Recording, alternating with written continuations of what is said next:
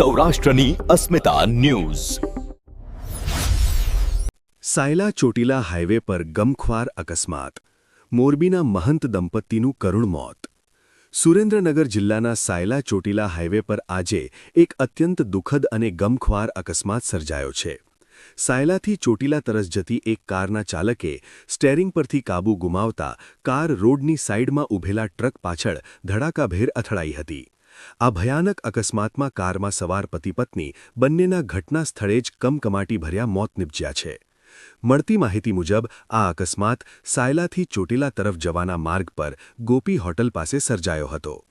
પૂર ઝડપે જઈ રહેલી કારના ચાલકે અચાનક કાબૂ ગુમાવતા કાર રોડ કિનારે ઊભેલા ટ્રક સાથે ધડાકાભેર અથડાઈ હતી।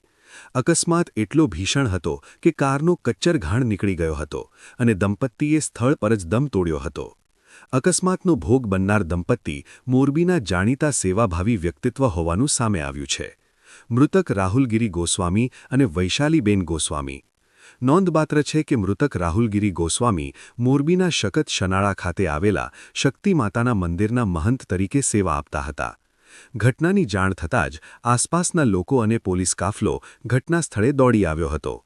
પોલીસે મૃતક દંપતીના મૃતદેહોને પોસ્ટમોર્ટમ અર્થે સાયલા સરકારી હોસ્પિટલ ખાતે ખસેડ્યા છે। અકસ્માતને પગલે હાઈવે પર ટ્રાફિક જામના દ્રશ્યો સર્જાયા હતા।